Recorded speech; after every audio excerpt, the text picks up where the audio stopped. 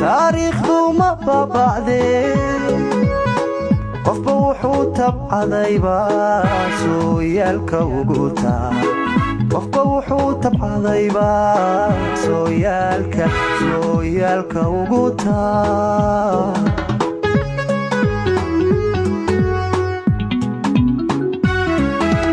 adna tiiriyaa tahay tabantaabiyaa tahay khayre toosiyaa tahay sahan lagu taagnaadiyo waxa tahay tilmaan qaran sahan lagu taagnaadiyo waxa tahay tilmaan qaran rabbi taajka noo saaray alle taajka noo saaray rabbi taajka noo saaray alle taajka noo saaray adna tiiriyaa tahay tabantaabiyaa tahay khayre toosiyaa tahay sahan lagu taagnaadiyo waxa tahay tilmaan qaran sahan lagu taagnaadiyo waxa tahay tilmaan qaran rabbi taajka noo saaray alle taajka noo saaray rabbi taajka noo saaray ilaahay taajka noo saaray sida sharafta leh oo ay karaamadu ku dheehan tahay oo maanta liigu soo dhaweeyay magaalada Muqdisho dhammaan shacabkii Soomaaliyeed oo qoraxda taagnaa dhammaan degmooyinka magaalada Muqdisho oo iyagu isa soo xilqaamay si magaalada dib iigu soo dhaweeyaan waxaan halkan uga dirayaa tahniyad iyo mahadnaq waxay muujiyeen muhiimadda ay leedahay dawladnimo waxay jeclaysiiyeen shaqadii aan waday inaan sii xoojiyo waxay ugu dhiirigelinayaan inaan ula jeclaado wax walba iyagu ay jecel yihiin siday u jecel yihiin dhammaan dadkii Soomaaliyeed oo ay soo dhaweeyay dhalinyaro iyo waayeel rag iyo dumar madax iyo shacab oo mahad celinayaa si gaar ah waxaan ugu mahad celinayaa dhalinyarada Soomaaliyeed oo mar walba muujiya macnaha ay xambaarsan tahay dawladnimadu sidii aan xilka uga degay waxaan muddooyinkii la soo dhaafay wada tashi la sameynayay dad badan oo Soomaaliyeed oo kala jooga magaalada Muqdisho iyo dalalkii aan safarada ku soo kala bixiyay qof walba oo Soomaaliyeed oo aan soo arkay wuxuu rajo ka qabaa dalkiisa iyo horumarka dalkiisa ragga iyo dumarka culimada iyo ganacsatada dhalinyarada iyo ciidanka cid walba oo aan talo weydiiyay waxa ka muuqata rabitaan ah dalkan in laga hirgeliyo dawladnimo waa dalalkii aan ku tagay safarka waxa igu soo dhaweeyay dad badan oo Soomaaliyeed oo kala duwan waxaan ka bilaabay safarkayga Djibouti oo madaxweyne Ismaaciil soo dhaweeyay waxaan ku xajiyay Kenya oo dhammaan shacabka Soomaaliyeed oo halkaas ku dhaqan dad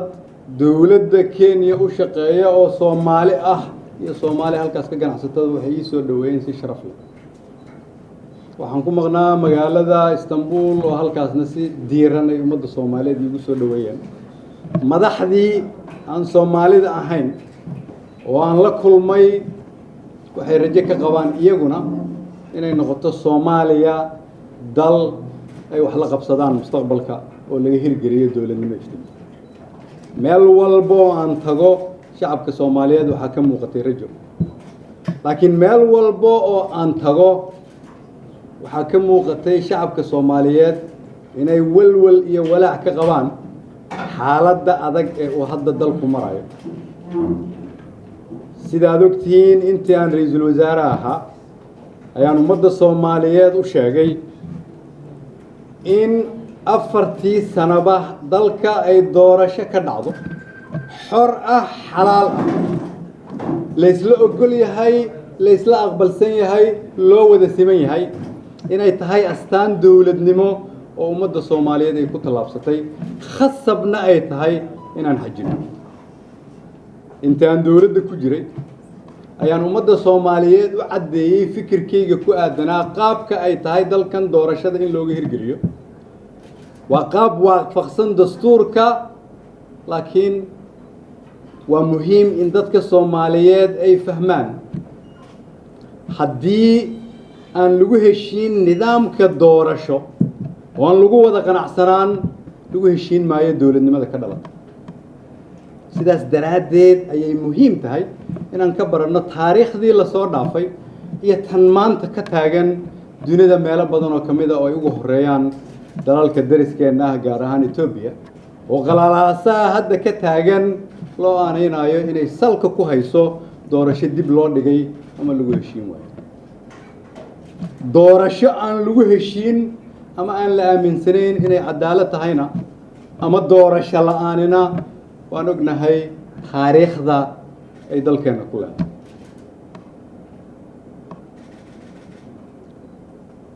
waa muhiim marka inaan mar kale ku soo celiyo maqashiyana dhigaha shacabka Soomaaliyeed oo ah si aan uga fogaano khalalaaso dalkan ka dhaca si dowladnimadu aanay gadaal ugu dhacin si ummadda Soomaaliyeed aanay niyadda uga jabin waxaa muhiima dalkan inay ka qabsoonto doorasho la isla ogol yahay ma aha waxaan hadda sheegayo waxaan sheegay markaan xukuumadda ku jiray waxaan ka digay inaan la ogolayn muddo kororsi waxaa kaloon ka digay in haddii aan dalka laga hirgelin doorasho loo dhan yahay inay keeni karto walwal iyo walaac waxaan maanta ugu soo laabtay dalka inuu jiro walaacaas iyo walwalkaas sidaas daraadeed ayaa waxaan u dirayaa mar kale fariin dadka Soomaaliyeed meel walba ay joogaan iyo dowladda waa muhiim in lagu heshiiyo nidaamka doorashada si ay u dhasho dowlad la isla wada ogol yahay marka lagu heshiiyo nidaamka doorashada waxa ka soo baxa oo waxa ay shacabka Soomaaliyeed ogol yihiin haddii aan lagu heshiin waa iyadoo khatar la geliyay dowladnimadii ummadda Soomaaliyeed loo dhoodhooba anigu waxaan ku jiraa dadka aaminsan Soomaaliya inay noqon karto dalka ugu fiican qaaradda Afrika waqti kooban haddii loo dejiyo nidaam sax ah si taasi ay u dhacdo marka waxaan mar kale ku baaqayaa in waqtigan kala guurka dowlad goboleed iyo dowlad federaal siyaasiyiin iyo ganacsato culummo iyo dhalinyaro haween iyo cid walba oo Soomaaliyeed oo ka damqanaysa dowladnimada inaan kulligeen u soo wada jeesano sidii aan xaaladda adag ee dalku hadda ku jiro aan uga saari lahayn maalmaha soo socdana doodeennu waxay ku wajahnaan doontaa arrinkaas isaga ah codad badan ayaad naga maqli doontaan oo la xiriira sidii aan ku talin lahayn oo ah qaabka aan aaminsannahay in dalkan looga hirgelin karo inay ka dhacdo doorasho loo wada dhan yahay mar labaad waxaan u mahad celinayaa shacabkii Soomaaliyeed oo isu soo baxay oo anigii soo dhaweeyay waxaan u taaganahay inaan u adeego ummadda Soomaaliyeed sida aan hore ugu sheegayna si hufan daacad ah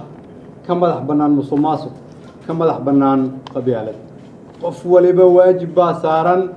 qof waliba muhiimad ayay u tahay inuu dalkiisa u turo una shaqeeyo labaduba ummadda Soomaaliyeed way ugu soo barteen welina waan u taaganahay ugu dambeyn ummadda Soomaaliyeed meel walba ay joogaan waxaan leeyahay waqtigan adag waa muhiim in gacmaha la isqabsado si dalka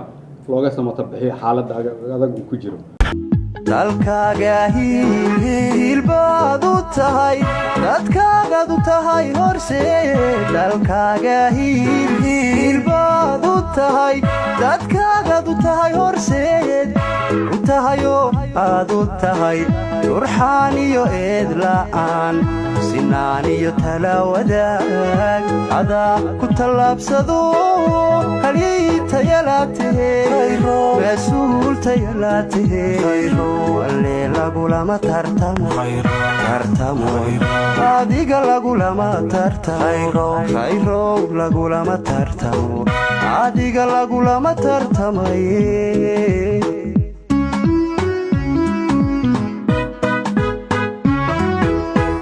dalkaaga hiil baad u tahay dadkaagaad u tahay horseed dalkaaga hiil baad u tahay dadkaagaad u tahay horseed u tahayoo aad u tahay turxaan iyo eed la'aan sinaan iyo tala wadaag adaa ku tallaabsado halyay tayalaatahey walle lagulama tartamo marnaba lagulama tartamo khayrow lagulama tartamo adiga lagulama tartamaye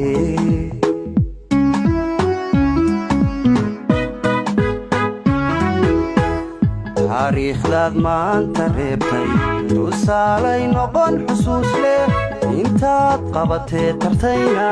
qalbiga shacabkay ku taal ilaahay kuma tuso ilaahay dhibaato tirig noo ifaatehe tirig noo ifaatehe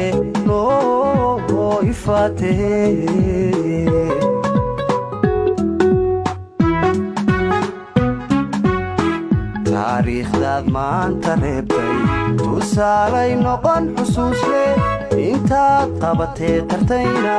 qalbiga shacabkay ku taal ilaahay kuma tuso ilaahay dhibaato tirig noo ifaatehe tirig noo ifaatehe annaga noo